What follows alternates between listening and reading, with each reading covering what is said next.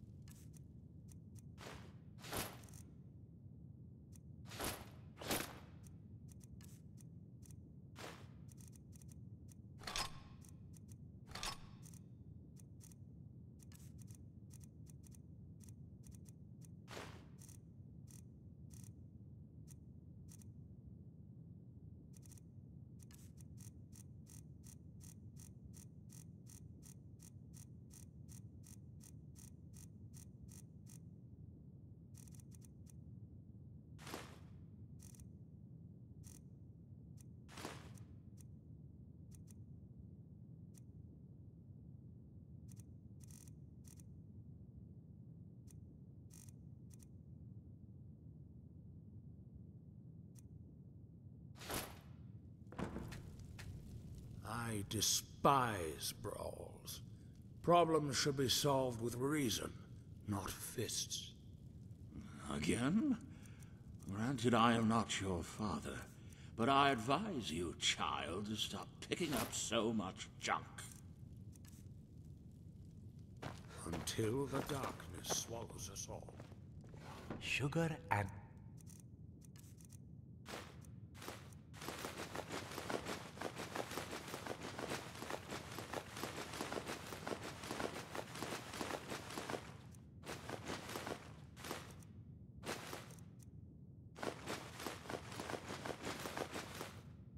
Sam's friend.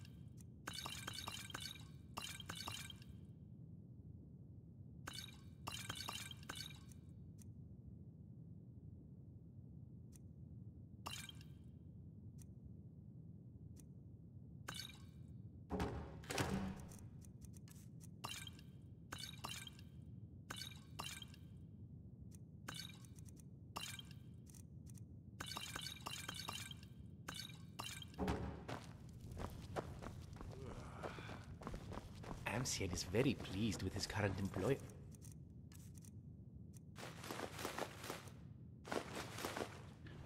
He hopes these compliments will warrant a raise.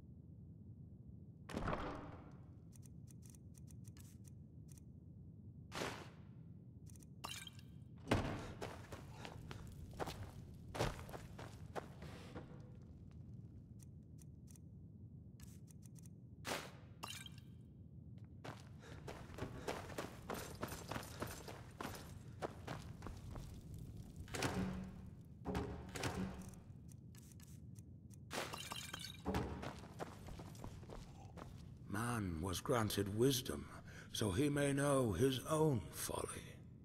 Well, I didn't see this coming. Oddly enough, it's in some ways refreshing. Long life to you, Thane.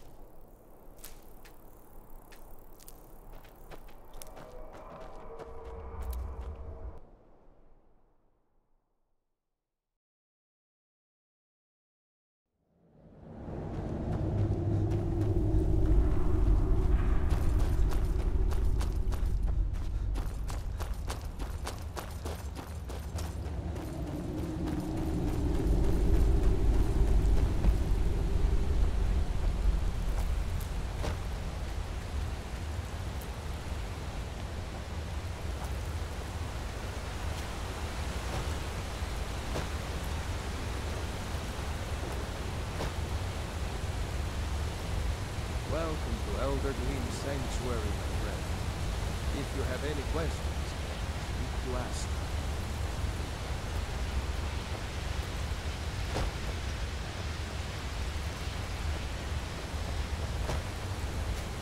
Don't come any closer. I don't want Kinneret to think I'm on your side.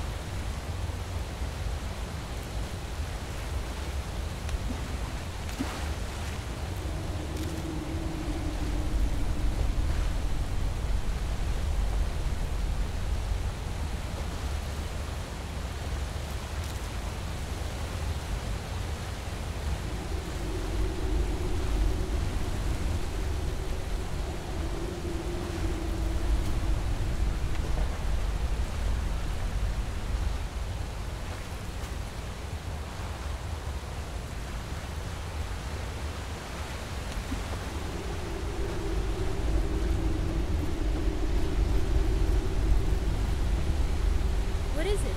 Is there something in my teeth? Oh gods, I sure hope not. Don't worry, Mother knows best. But Mother Nature, she knows everything. Of course! Where do we go first? North, south, left, down? It doesn't matter. Wherever we go, beauty and adventure await.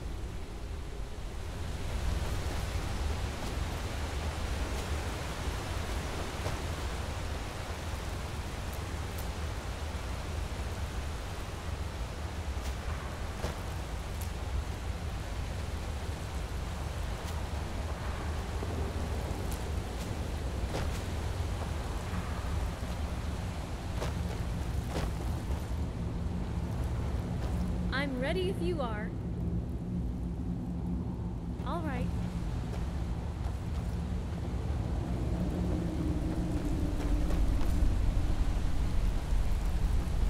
Adventure is waiting just around the corner. It'll be my pleasure.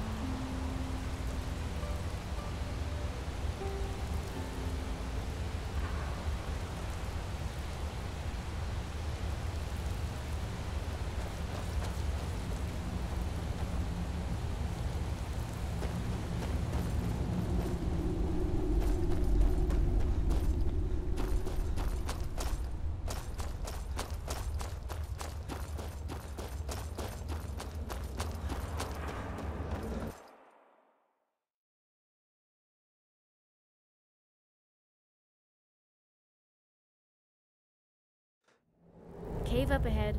Tread carefully.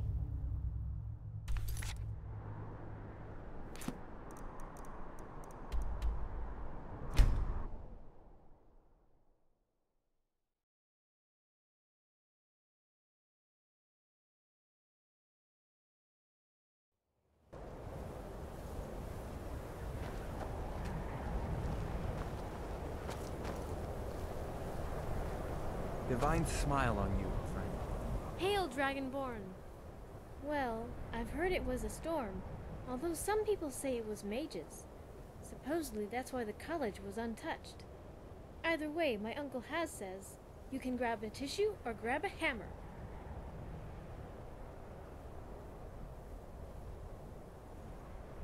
True, although they might want to do it further inland, maybe near fresh water and more plants.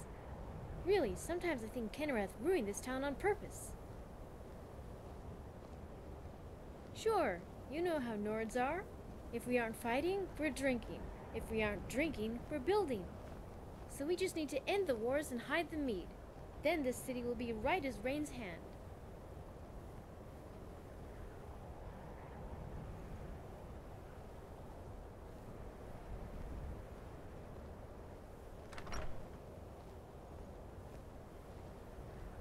Although I don't think Dobella would approve of living here either. There's just not enough color. Really, sometimes I think Kenrith ruined this town on purpose. Divines bless us with their beauty.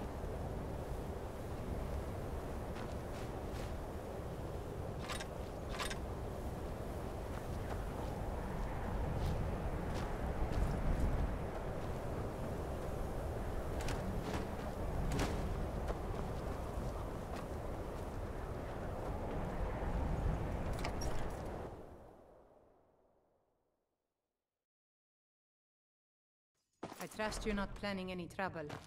What can I do for you, friend? I'll sell just about anything if it's worth my time. Keep that in mind, will you? I do what's necessary so we can get by. Have to, since I can't count on my brother for anything.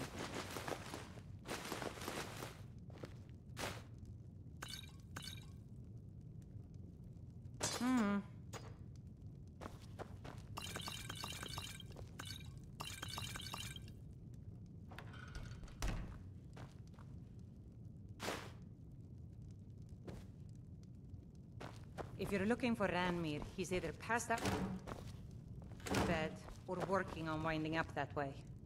My brother's a good-for-nothing drunk. We'd have lost the house by now if it were up to him. Fear Until not, next citizens time. of Winterhold. Your town can be rebuilt. Better, stronger. Think of this as an opportunity.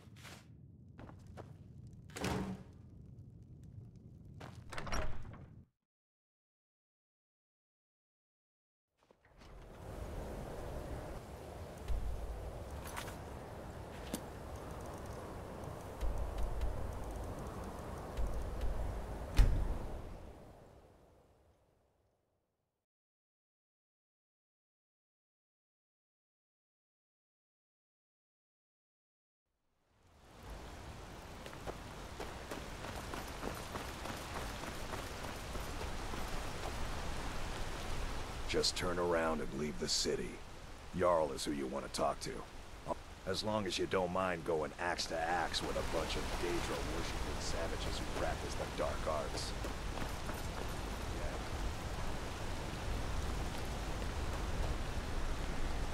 How can I help a brother not?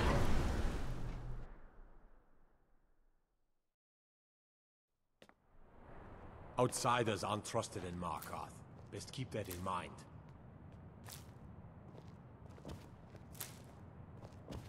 It's so good to see you again. Hi there. A heathen. Lovely. Oh, don't put on that angry look. I'm just teasing you. Dibella is the divine of beauty. She is a patron deity to artists and bards and those who seek life's simple pleasures.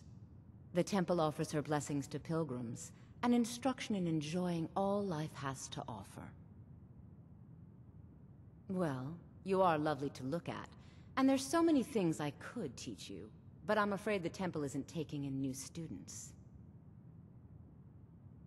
Dibella's blessing to you.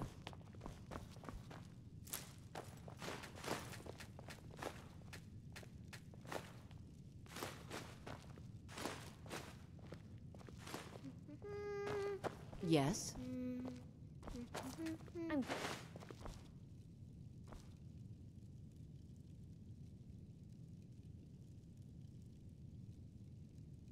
Don't worry about me. I don't need a break.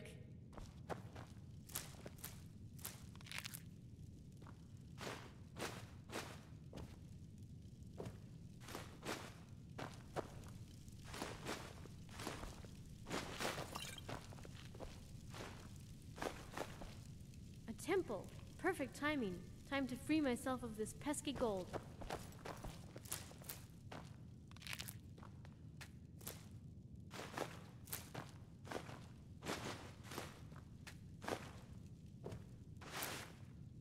Rescued ᵯᴑᴆᴆᴇᴆ. A new sibyl's going to do good things for the Temple of Dibella. Those priestesses have lost their way.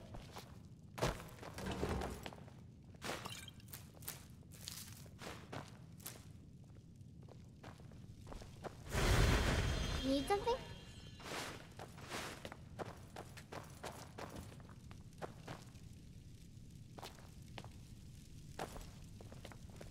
Hi there.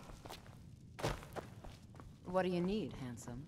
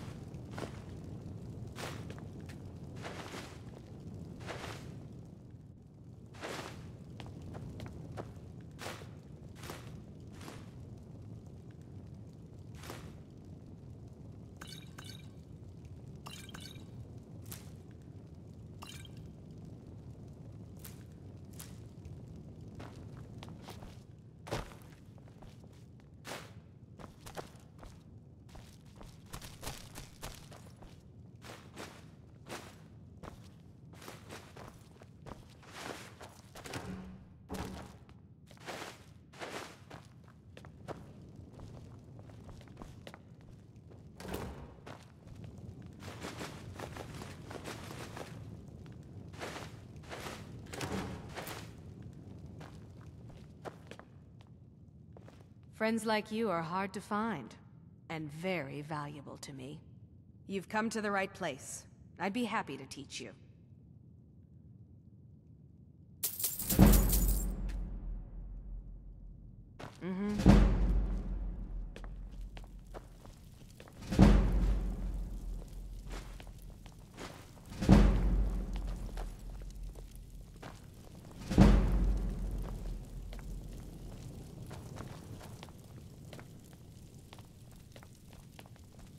Need something?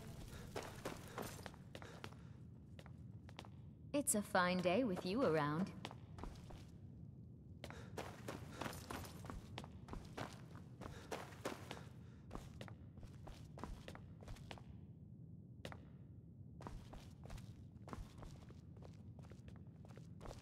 Something you need, companion? No, never. I couldn't spend my days in a dusty old temple. I heard the sisters don't even speak to their families. As the youngest of 8 children, I find that inexcusable. As the niece of 12 aunts and uncles, and the proud relative of 24 cousins, I say shame on them.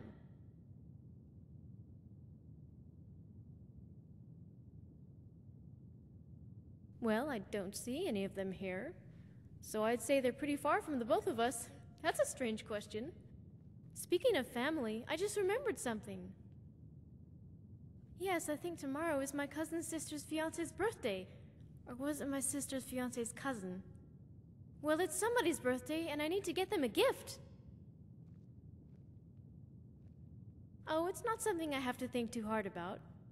Given I'm supposed to be a student at the Bards College, my parents expect nothing short of an original poem or composition. Well, as the youngest of 8 children, the only way Ma and Pa would let me out of the house is if I stayed clear of danger. That usually means staying inside. No place for a soldier of Dibella. Although granted, back then I was just a kid with a pair of adventure boots and Pa's old war sword. But now it's too late. I've been knighted by Beauty. There's no turning back. Turn me around and I'll run backwards.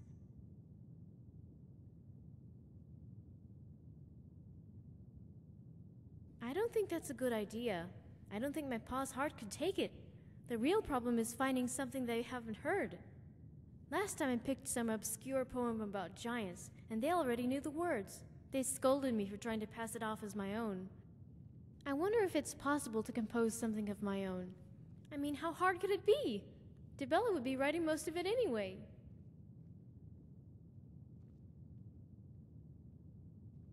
To the college, then. All hands on deck. Cast the reading nets. Let no good idea swim away.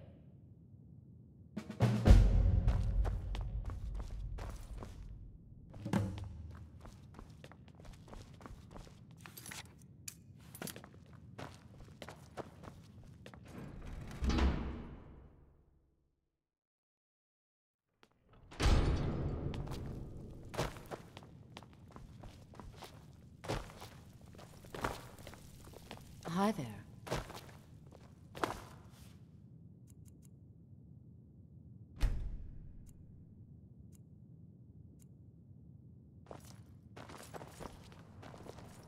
Oh my. Welcome. Well, hello there. It isn't often that I'm allowed to lay my eyes upon such a handsome specimen. While the temple isn't taking on new students, perhaps you wish to rendezvous at the inn for a more personal lesson.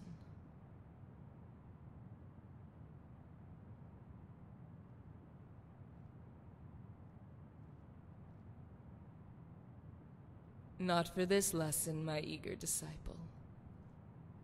When you're under my instruction, you will achieve a satisfaction that kindles fires greater than any addiction, and burns deeper than any regret.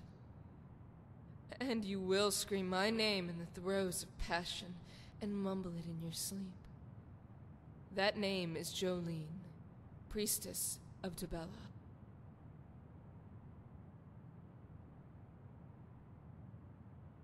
Mother Hamal and the other sisters are more than capable of training Fiotra. However, I've never held to the belief that the sisters need a Sibyl to hear the commandments of Dibella. We need only listen to our bodies. For it's the moistness of our mouths, the throbbing of our hearts, and the warmth of our loins that Dibella truly speaks to us.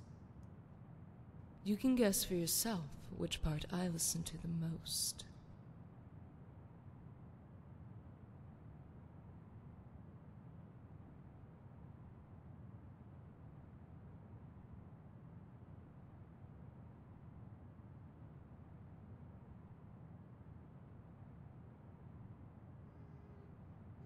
You are beginning to sound like a Sibyl of Dibella. Perhaps Mother Hamal's vision was incorrect. I once listened to my mind. It told me to read a book. And I was never so bored. If only you were there to rescue me from my folly. That disease was quite pernicious, and I was forced to find my own cure. Thankfully, the local guards and miners were more than happy to oblige.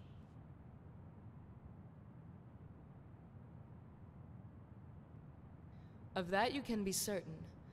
Even in the winter of my life, when my skin is a spray of dead leaves and my hair is snowed, I will be here. And there will be those who seek my blessing, men and women, both old and young. Mother Hamal can attest to that. The same way a fighter becomes a soldier, or a plant lover becomes an alchemist. The desire boiled within me before I flowered. But I was no fool. Men do not respect those who tarnish their bodies for pleasure or coin. Thankfully, there was a woman in my town who practiced the Dibellan arts. One who attached legitimacy to what I believed were primal instincts. After all, Dibella is also the goddess of artistry, beauty, and love. And while none of these things fell into my range of expertise, to simply wear the robe is to own those attributes by proxy. Mother Hamal, of course, saw right through my ruse, but I was able to persuade her that my talent in the erotic arts justified my entry into her service.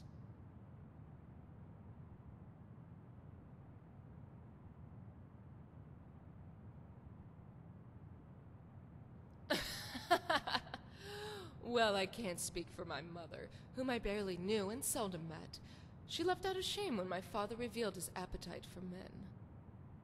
My father did not begrudge my entering Dibella's service, although he did make a desperate attempt to marry me to a noble's son. Not immediately. It isn't every day someone is offering the hand of a wealthy noble. It certainly piqued my interest. That is, until my father made the mistake of describing him. Suddenly, the boy's reason for courting one such as myself was clear. My father told me the boy was smart, wealthy, and good with the sword. He said he was well-spoken, courteous, and refined. It's no different when Kiara boasts about the frame of her pendants. When the jewel is set in the center, it is a worthless stone. Some will tell you everything that's wonderful about what they're selling, except that one thing you want to know. The boy was not handsome. Well, he might have been, if not for that elbow he called a nose. The goddess of beauty and love, and the best the divines have to offer. For what is more sacred and more honest than the love of beauty? Mara is the mother goddess. It's a different thing to love one's mother than to love one's wife. When couples marry, they seek the blessing of Mara, so that familial love will blossom from the seed of their romance. Yet, make no mistake, it is Dibella who brought them together, and Dibella who will make their family whole. Although, not all here will share my opinion. Some believe we should focus on art and beauty, and sever all ties with the concept of love. I do find that a good argument does lead to nights of intense passion, but mostly behind closed doors, unfortunately. Although the problems tend to still be there in the morning. I do wish my sisters would be more honest with their interpretations of beauty. Some of them feel a moral obligation to find beauty in all things, but that is a contradiction. If all things are beautiful, then nothing is beautiful. But if they insist, I will take my books and wenches, melodic bards and chiseled warriors, and they can have the beggars like Degain.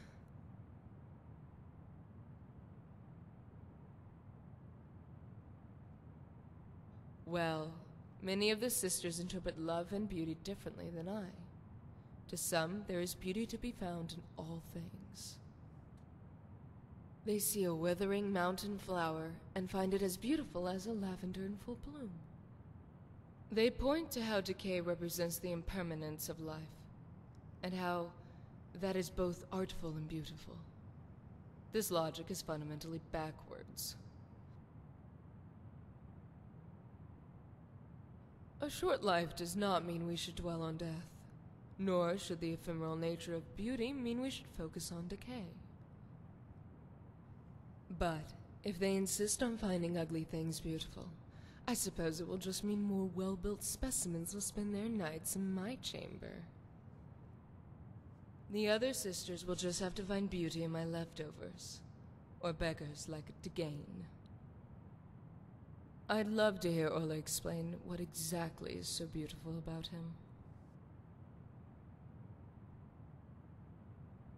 Until next time.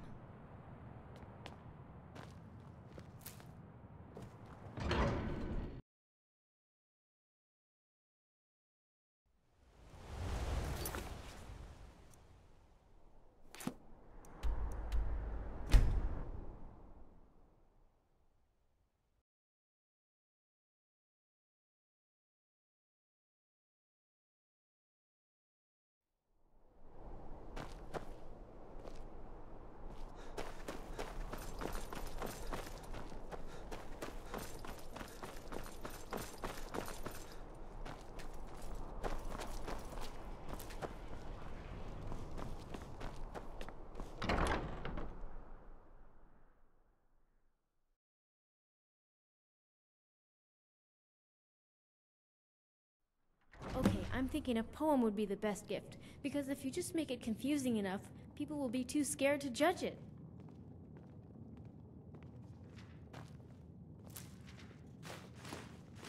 How are your students coming along? Some of them have a long way to go, but they're mostly passable. Don't let them hear I said that, though. Of course not. Is this the library? There aren't many books. Is that a health potion in the bookcase? Yes, Headmaster. I'm confused. Excuse me, my lady, but I saw you standing there and I was wondering if you could offer an opinion on the state of my masterpiece. The other bards treat me with contempt because I have ruined language itself. Compared to my verse, all other words play only sour notes, but your ears are still fresh.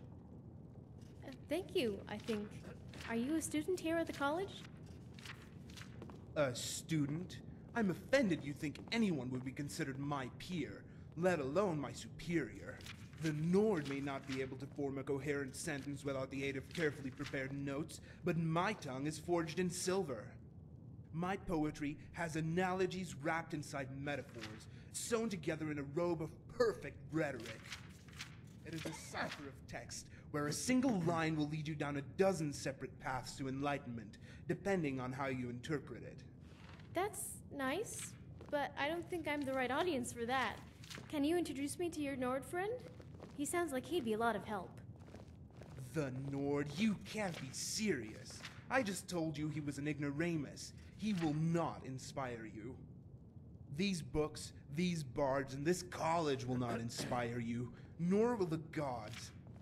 If you wish to make great art, then you must cling to my coattails and clutch at the leftovers I toss away. Okay, my name's Amelie. Just tell me where to grab on. Your name is unnecessary. I don't wish to humanize my servants. I am your lord, and you are the girl who shines my boots. Certainly, but how will shining my lord's boots help me make art? Are you sure you don't want to introduce me to your friend? Are you questioning Your my solo methods? performance is about a week away. I expect to hear your early rendition tomorrow. Understand? I will prove my superiority once and for all. Tale of Ildy the Bear Wait, to my be lord. performed with Get out drums. the clairvoyance tomes. Put on your courier boots. We have a person to find. I'll be the Okay, judge. we have some direction. Your practice. Now to find this Nord he keeps talking about. Shouldn't be too hard. How many Nords could there be in Skyrim? Probably a lot. But don't lose heart, adventurer. We'll just have to talk to them all.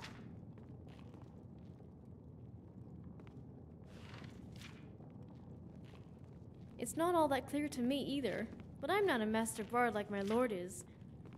But I think watching an artistic duel would be rather inspiring. My uncle ᵯᴑᴆᴆ once challenged my aunt to a drinking contest, and that's how I learned how to behave like an adult. So this could work too. Just don't be late. Well, look at you. If only everyone acted like you did. The people in Solitude need to learn the value of charity. Winnery. No, wintry. It betrays its wintry master. That's it! Let's see that fool of a Nord top this. Only the ugliest, most despicable, most talentless man in all of Skyrim. Now he thinks to become a bard. I'll become thrice the bard he ever dreamt of being. For that reason, I have started this poem, and with it I will end all debate. Well, typically, something of this stature requires decades to perfect. Even for someone of my talents, it has taken months to get this far. Yet I have made significant progress nonetheless. Perhaps you would like me to bless you with a verse?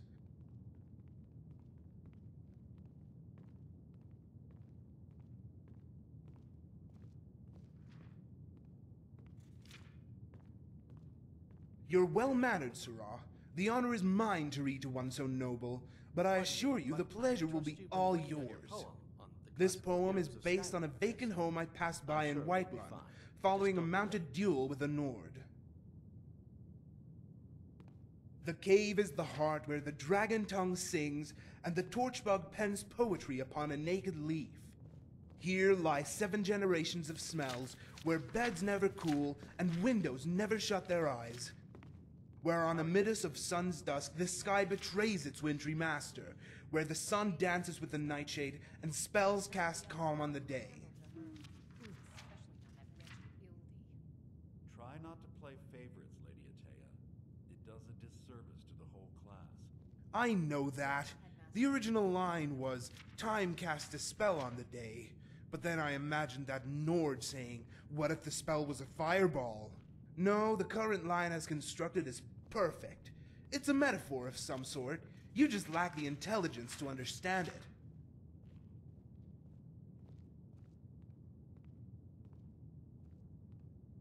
A hereditary affliction. I have my father's eyes. It is a mark of noble ancestry. You've been working on your poem on the classical heroes of Skyrim, yes? I'm sure. Many years, more than I care to count. My clan made its fortunes long ago, and now we spend our time leisurely, donating to the arts. Most of the time we make sizable donations through gold, but I believe that my poetry will serve as an equally charitable measure. How should I know? He's the one who started this quarrel, but I aim to finish it, and I just about have just 3 more lines. Why wouldn't I have animosity for the one who continues to befoul my honor, and do so in a fashion that even a coward would find reproachful?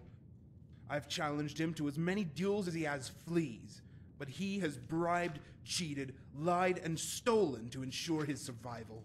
Now he simply opts to flee. Simple. Words travel with you. They stick to the inside of your mind. My verse will worm its way into his mind like a poison, gnawing away at the tips until it burrows a hole to the heart of madness. It is not death I speak of, but the death of his dream. I will make him weep until the widows pity his soul, and then I will kill him. Tomorrow, understand? I've converted the classic tale Of course. In fact, I was waiting for you to ask. Which deal shall I relate to you? The 2 I recall most vividly was the bare-knuckle brawl and the duel of spiced wine. Sure. My servant and I were attending a party at the Falmore Embassy when someone mentioned a delightful bard that reminded her of Ravzalon. Of course, I recognized the fungal odor of dead animal musk immediately. As there are no weapons in the embassy, I was forced to challenge the fat golem to a bare-knuckle brawl. I would have won easily, but the scoundrel managed to sneak a shiv past the guard. His every jab was a slash. Still, I would have trounced the cur had he not cut my forehead, which blinded my vision. It ended in another draw. That day the Nord was here in solitude. The fat boar asked me, "What is it this time? Dice? Daggers?" But I told him my weapon of choice was wine. It was a drinking duel. We spread 21 bottles on a table and took 10 each at random. The remaining bottle was a cure disease potion.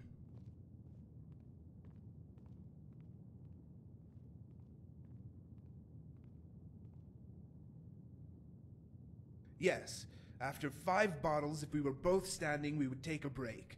We both were allowed to eat, provided the food came from the inn. The brute went for a haunch. I made no such request. I walked behind the counter and plucked my choice from the rack.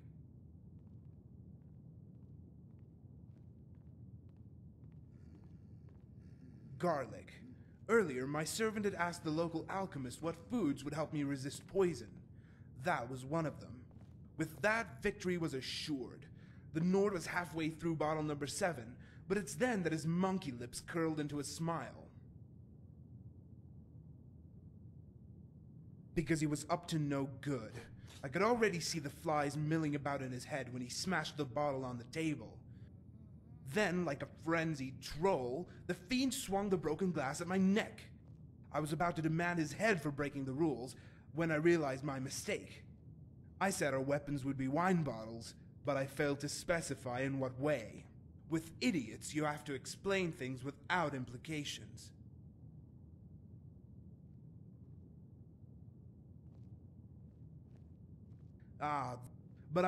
It was a drinking duel. It would be given to the winner. Of course, it could only be imbibed when one of us had died from intoxication. Yes, the brute went for a haunch. Naturally. Earlier, my servant had asked the local alchemist what foods would help me resist poison. She said garlic. With that, victory was assured.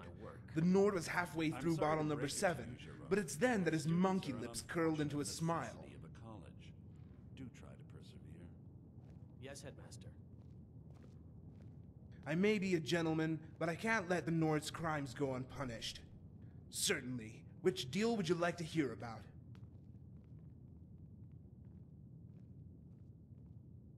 As you wish. Yes, undoubtedly you wish to know my authorial intent. While there are countless deeper meanings, the basis of the poem is about how caves are a home for the undead whose winter never comes.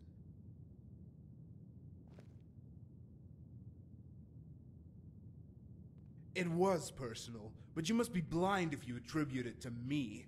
I honor my father, a great man of noble birth, forced to live like an ice wolf. It is with great pride that I inherited his countenance, and I will wear it smiling when I restore his honor and mine by vanquishing the Nord.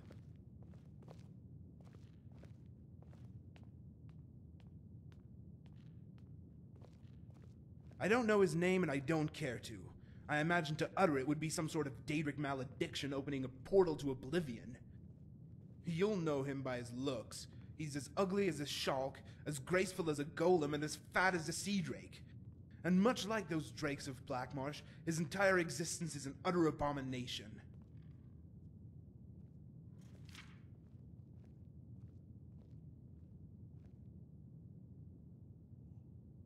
Easy. You can find him by his smell. When it comes time to deliver my poem, I'll follow that specific trail, to my nose's regret. The smell he emits is unlike any other. It's as if all the world's mildew collected in a single boot and was left to ferment in a dragon's anus. I dare say he must be a werewolf of some kind, the way he drags his hairy knuckles on the dirt.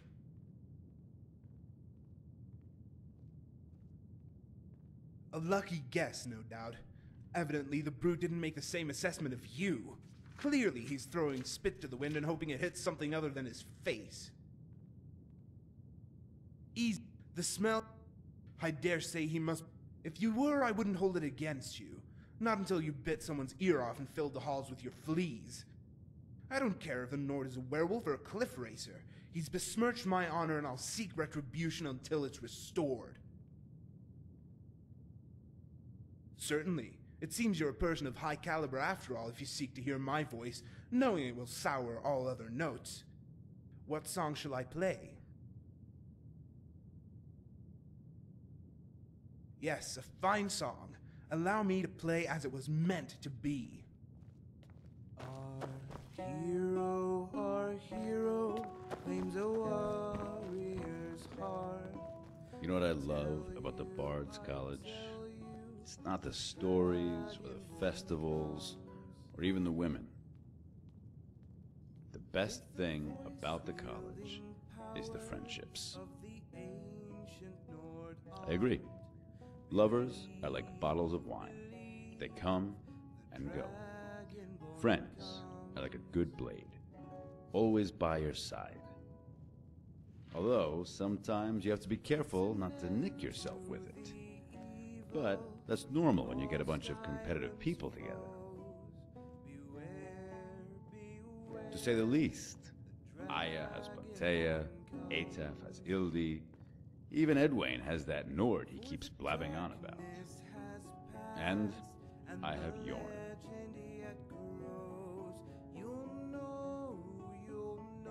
A natural one.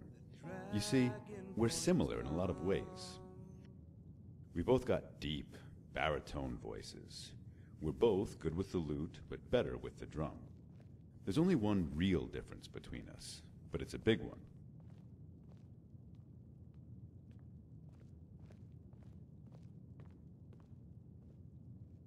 That he does, but I'd say in Skyrim, his is more the norm. No, I'm talking about taste. He's the brother I never had. Some people think of competition as survival of the fittest, when it's really about making each other better. But either way, the important thing is they're competing, and with competition comes progress. He likes the big, sweeping epics, stories about war, gods, and dragons. Which is fine, but I prefer tales about people. My work focuses on the war that goes on inside us. For the next 10 minutes, today's my last day. I'm going to travel Skyrim for a bit and see if it can inspire me. Maybe I'll run into you again someday. After all, Nirn's a big place, but a small world. Good to see you. I've given up music, actually. These days, I mostly work with poetry, although I've been known to add a drum. I also tend to take a lot of liberties with the verse. Yorn and a lot of the Nords might not approve, but I feel an outsider's perspective is the best way for the work to evolve. Gladly. What will it be?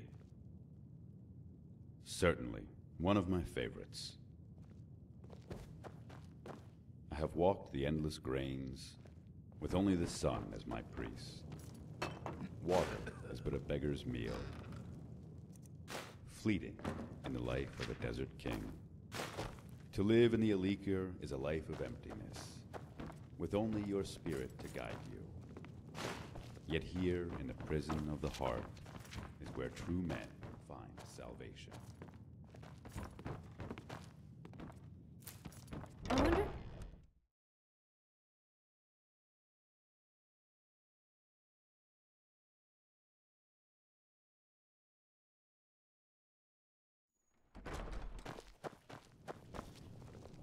Dean Inga says a bard can never have enough practice. So, would you like a tune? Adventure is waiting just around the corner. Which corner? All of them!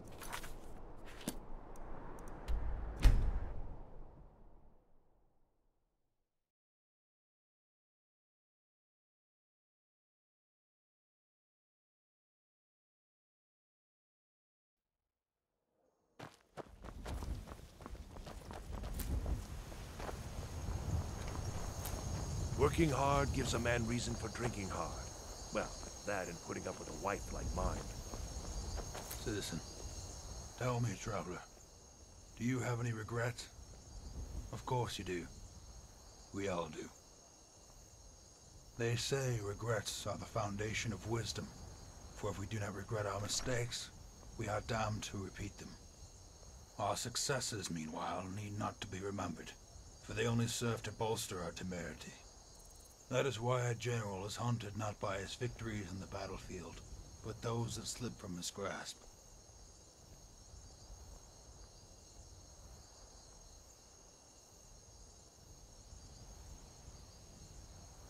That is the way we are meant to live. Always tumbling forward, looking back only to see how far we've come. For some things, such a task is simple. A hastily written report, a tactless reply, a spilled drink.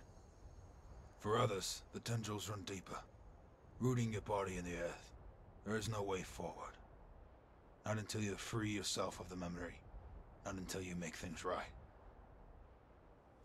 The thief, the one that got away, an Imperial woman based on the reports, and a lone operative. She's burglarized homes of a number of notable lords, thanes, and nobles. At times, she's even ransomed their children. She's outfoxed the city guards, evaded the Archaeologists, and even managed to rankle prominent members of the Thieves' Guild. Unfortunately, the resources of the Empire are exhausted in tracking her down and force the Elder Council to suspend all pursuit. Given the state of the Imperial coffers, it was cheaper to let her run free and compensate the Grieve for their losses. Only I remain dedicated to the cause of justice, and what I lack in men and resources, I make up for in will. I've chased her across Tamriel for the last 15 years, and I believe I'm closer than ever to catching her.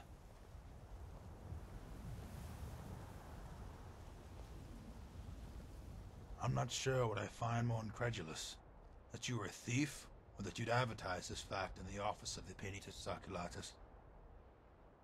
Either way, you're not my problem any longer. I'm retired. It's the only way I can pursue this case without being reprimanded by my superiors.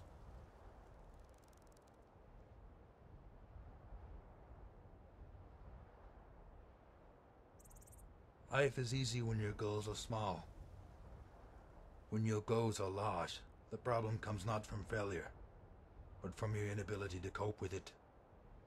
Whether you reach for the stars or plow the earth, don't let the task consume you. If only I could take such sage advice. They say when dealing with others, you have to know when to use the carrot, when to use the stick. Yet by when, they really mean on whom. I think the word when is rather appropriate.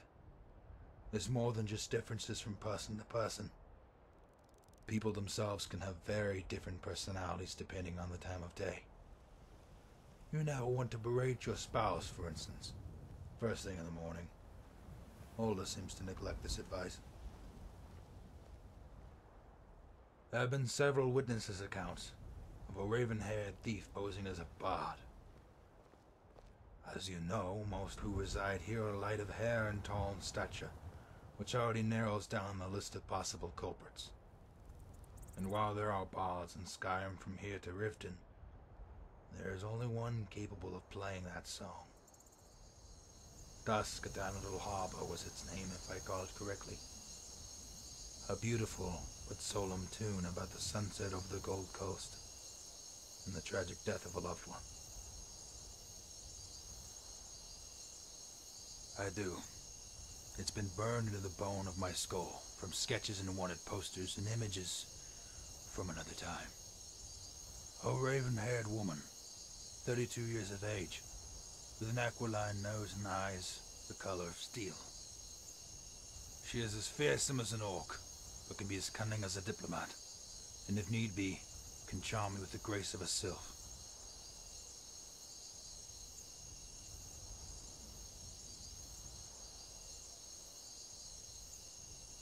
I meant it as an estimate, nothing more. Given her description, she could be anywhere from 30 to 34 years of age. I choose the middle ground. I try to make my descriptions as accurate as possible, so that my words will not be distorted as they are conveyed to the next person. If I were to say she was in her early 30s, the information would quickly degrade as it passed from mouth to ear. For instance, someone might forget to include the word early. With just a simple omission, she can now be as old as 39. The Raven of Anvil is cunning enough on her own.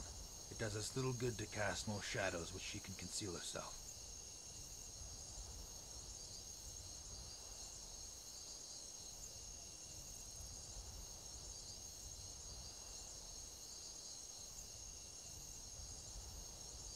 Not necessarily. Anvil is merely the site of our first great heist, one under the guise of a minstrel singing dirges for the dead. Hence the Raven of Anvil.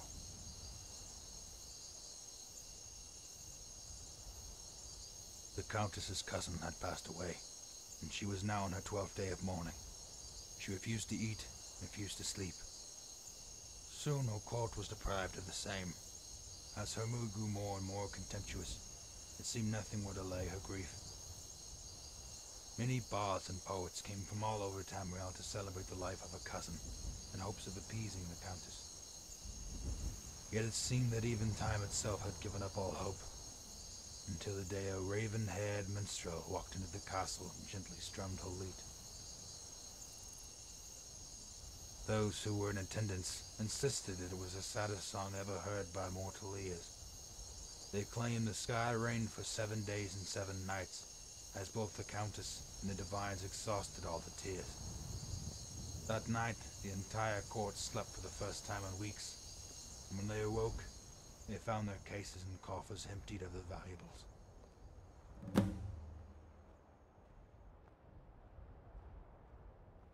Farewell, citizen.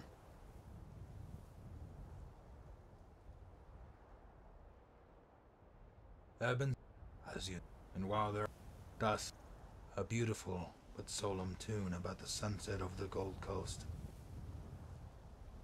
Oh, Raven, she is as fearsome as an orc, but can be as cunning as a dip. What are you implying?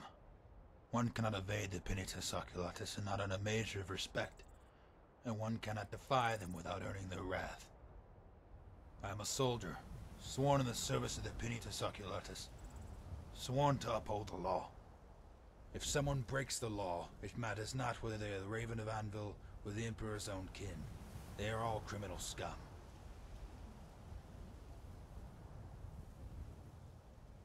Yes, I thought it was best to give her a name that was more memorable and identifiable. All reports are at times conflicting, but the most reliable agree on one point. The girl has hair as black as a raven, so dark that it seems to devour the light around it. And like the ominous bird, she is not to be trusted, and the very sight of her is a wicked portent for those who have worked hard for their wealth. None more so than the Countess of Anvil, who in her weakness opened the doors of the Great Hall to this Eater of Carrion. Until next time.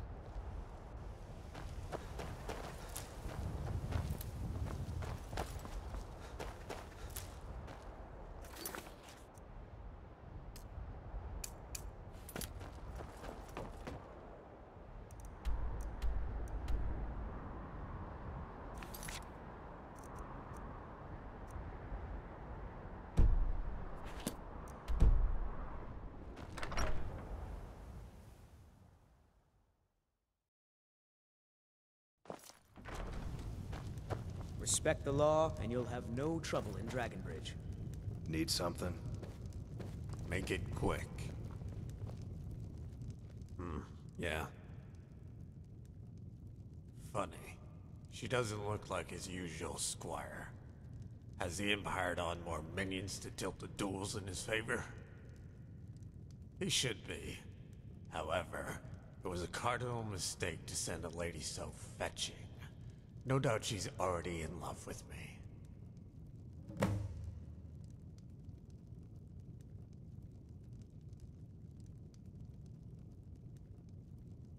Skyrim, I'm so happy you agreed to this duel. It will really help me see what being a bard is all about. Dibella shine on you both. Denial is such a sad, sad attribute, as is jealousy. I find both to be the reasons why people are critical of me. The The women are sickened with themselves for falling so hopelessly in love.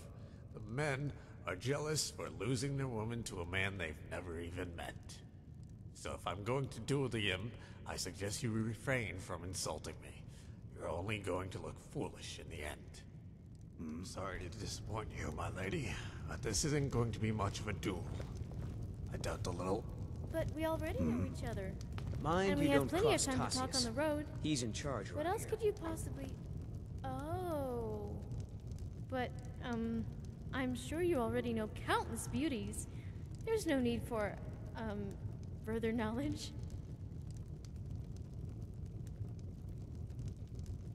Respect the law. Yeah, what do you want? Oh, was he short, ugly, and green with envy?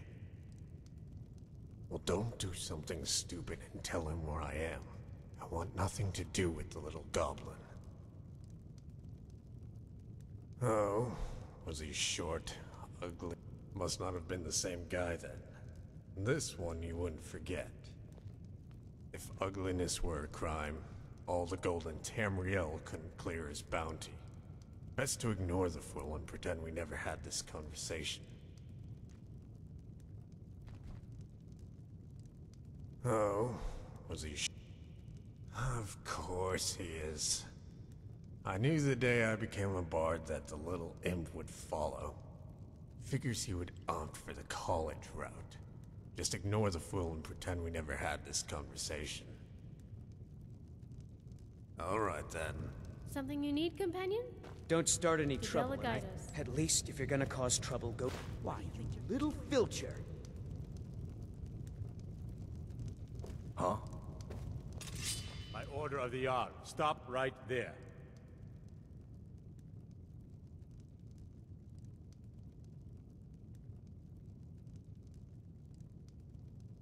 I can make all your problems with the gods go away, but it'll cost you. What do you say? Done. Now, move along, before you get me in trouble. Respect the law, and you'll have no trouble in Dragonbridge. Yeah. One of...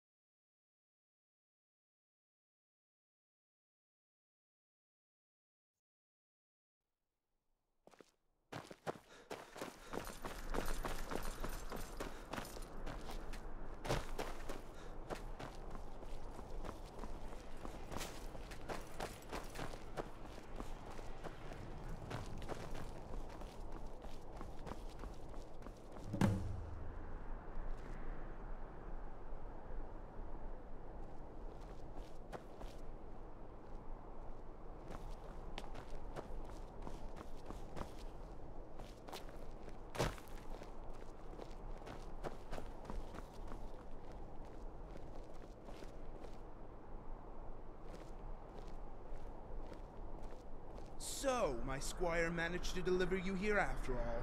I was certain she would have collapsed from the smell. Your former squire. She's already smitten with me. The only things smitten with you are the fleas, although they'll soon be replaced by fear and overwhelming personal shame. And when I have humiliated you to where even living is no longer bearable, the only thing you will have is the maggots that gnaw on your bones. Enough of your babbling. Let's just get this over with. Fine. We can flip a coin to see who goes first, but I am feeling generous. I will recite my poem, at which point you can concede before humiliating yourself further. Lovely. My dear squire, bid farewell to this hideous monster, for with my words I will send him to the void. I don't think you're a monster, although you are a tad arrogant, but farewell. The cave is the heart, where the dragon tongue sings, and the torchbug pens poetry upon a naked leaf. Here lie 7 generations of smells, where beds never cool, and windows never shut their eyes. Oh gods, how much longer does this drivel go on? Shut up, Nord. I'd like to see you do better. I most certainly can. I have a poem that was inspired by my day's adventuring and gives ode to something that we can all appreciate. I call it the common wooden bench. A bench? You wrote a poem about a dilapidated piece of wood? Ha! Now that's rich. Everyone knows a real bard is measured by their musical ability, and I am a dual threat who can play the lute as well. Hey guys, have you noticed the view from here? It's spectacular!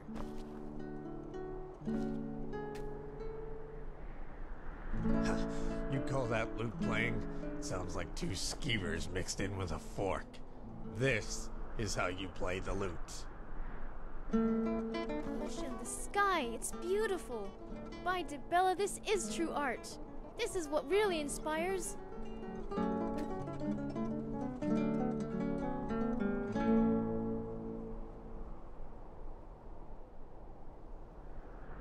I tire of this nonsense, Nord.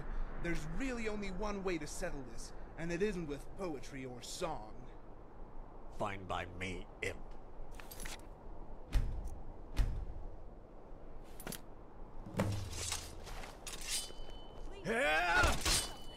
Die, you fiend!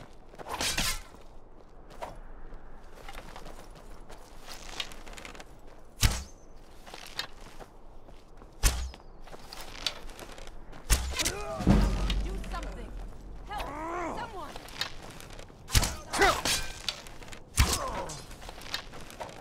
Help! Someone! I'll have your head.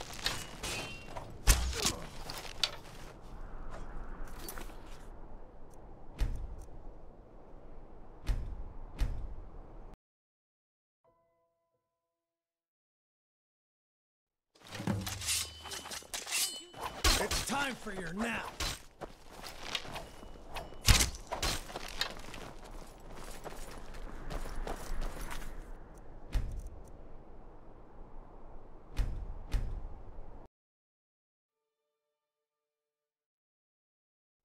I most certainly can. I have a poem that was inspired by my day's adventuring and gives ode to something that we can all appreciate. I call it the common wooden bench. A bench? You wrote a poem about a dilapidated piece of wood? Ha! Now that's rich. Everyone knows a real bard is measured by their musical ability, and I am a dual threat who can play the lute as well. Hey guys, have you noticed the view from here? It's spectacular!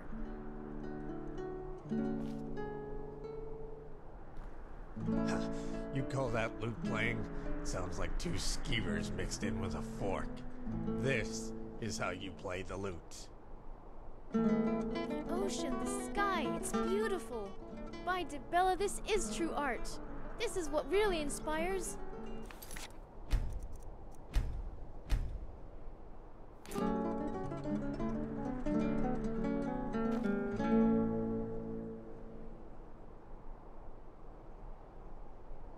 I tire of this nonsense, Nord.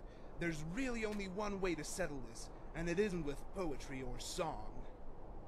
Fine by me, imp. What was I thinking? The inspiration for bards is the same as for adventurers. It's about nature, beauty, and the spirit of exploration. Divines bless us with their beauty.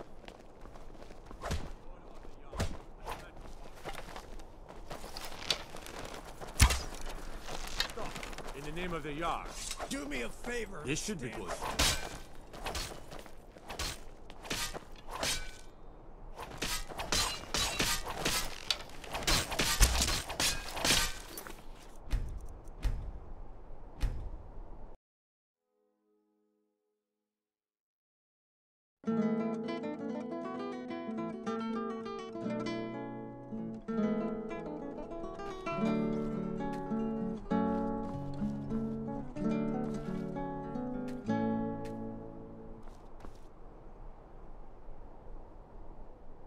I tire of this nonsense, Nord.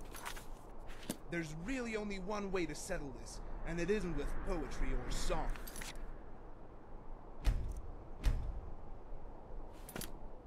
Fine by me, imp.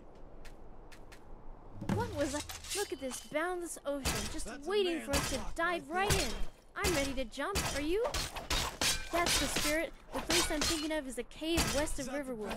The very one I petitioned to the Jarl to have its name changed. In truth, I'd rather not step inside a place called Bloated Man's Grotto. But now I realize that on the map of the gods, the name is a misprint. The handsome man's grotto. Leave no stone unturned, no landscape unadmired. Nature's beauty, I say, prepare to be stared at. Pathetic. Mother knows best, but Mother Nature, she knows everything. Easily blocked. Divines bless us with their beauty.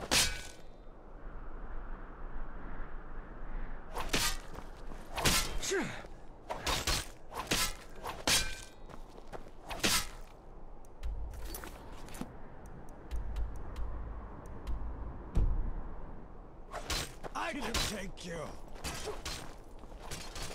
Hey, watch it.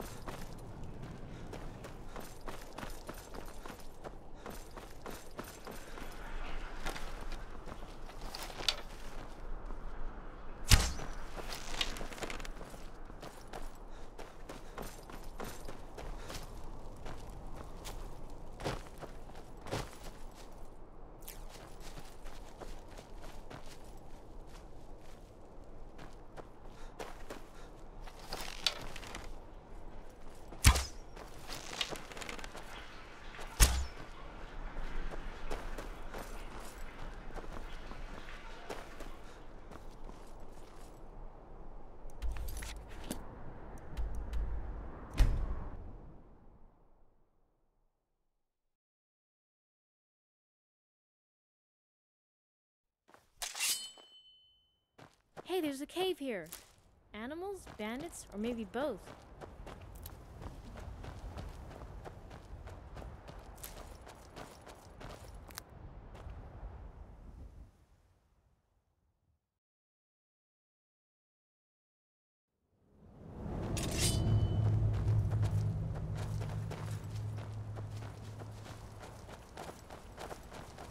What beauty! What a sight!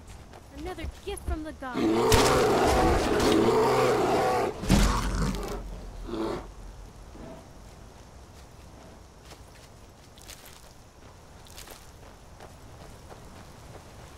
Look at this place! So much to see! So much to take in! As much as I want to start exploring right away, it does seem like this place is a tad dangerous. We shan't forget the first rule of adventuring. Clear the cave of mean animals and evildoers before we commence with the sightseeing.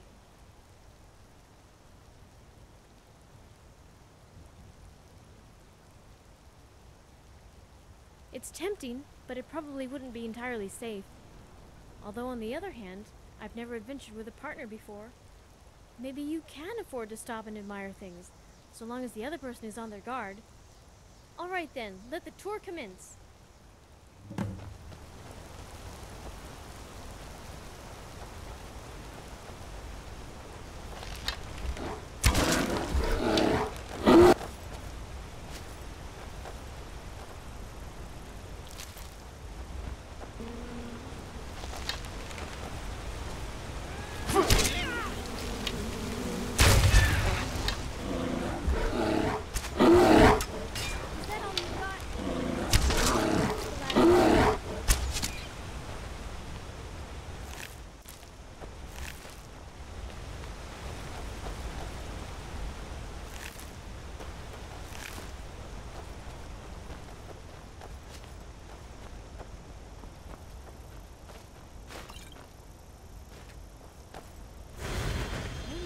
Learn that monuments like this only defile nature.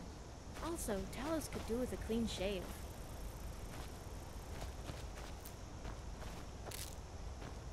A lot of hunters live in this hole. It's like exploring caves, only outdoors. You really have to get up high, though, to enjoy the view.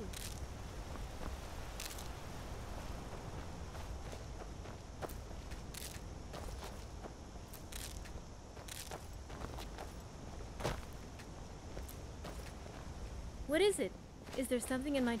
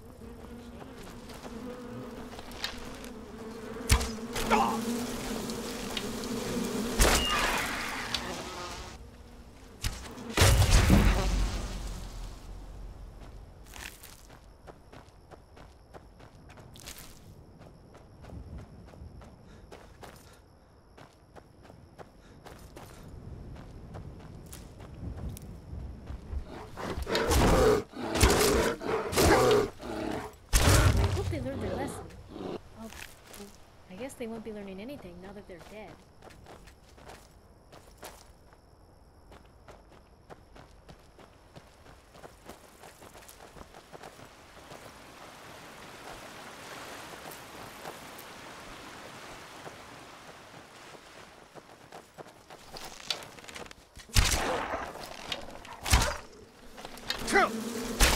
Animals like to hunt each other, but this really isn't the time or place to be doing it. That's what dens and dining tables are for. They should know better. Anyways, I'm a little exhausted. Let's head back to camp and start fresh and early tomorrow.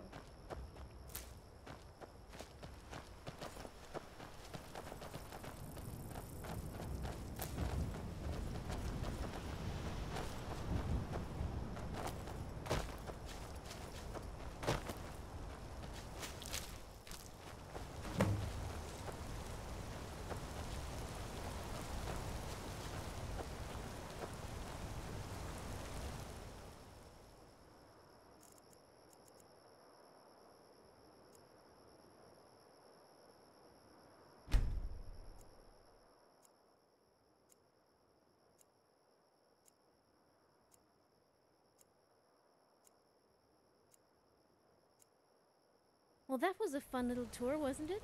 I don't feel all that inspired yet, but I'm sure it will come when I least expect it. Maybe.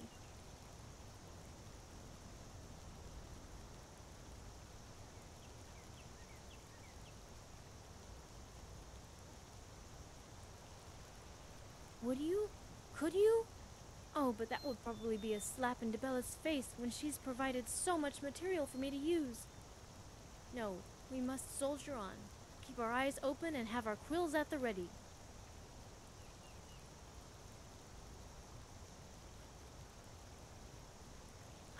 I can't. Not after ᵯᴑᴆᴆ left home. He was the eldest and an adventurer like us.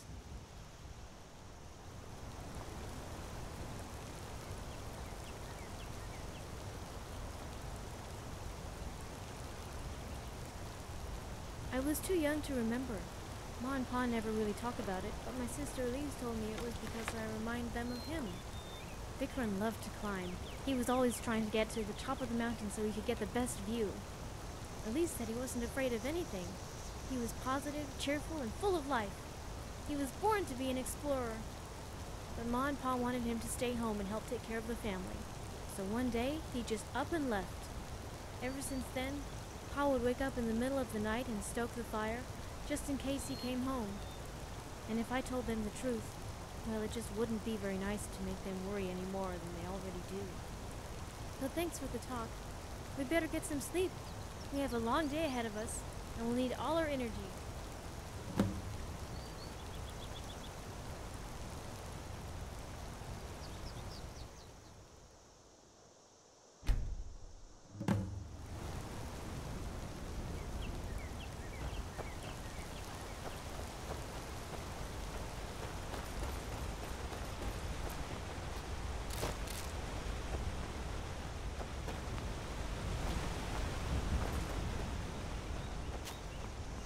I was thinking about our talk last night, and I realized something.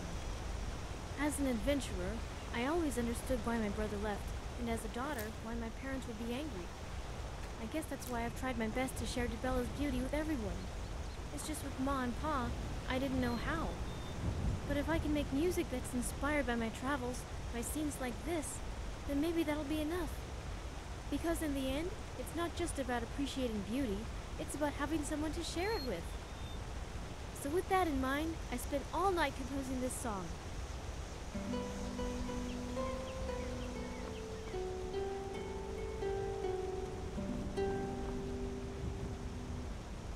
The rivers rush over White Run as the sun rises in the sky. Elk sprays on the grassland as a hawk passes by. The forest in the rift where the trees are spun of gold, and handsome man's grotto, what wonders can it hold? Skyrim's home to many beautiful things, a butterfly in sunbeam with jewels on its wings. The cresting of the waves neath the ships at sea, and in the elder gleam there grows a twining tree. The singing of the wolves, or the buzzing of a bee, a dragon tongue in blossom, or an eagle flying free. Let nature now surround you, let it fill up your heart, 'cause we're the clay that she shapes, we are all Bella's art. Yes, we're the clay that she shapes, we are all Bella's art.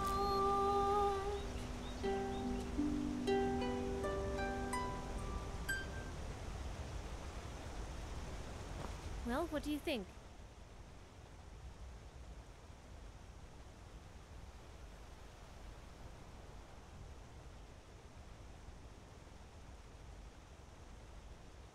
Really? In that case, maybe it's too good for my cousin's sister's fiancé. What if they broke up? He's not even family yet. Actually, I was thinking it would be a nice wedding anniversary gift from Ma and Pa. I mean, I can compose hundreds more songs, maybe even thousands. But this one will always be special. Thanks for helping me write it. And now that I'm a songwriter of sorts, if we come across any other songs in our travels, I'll do my best to learn them.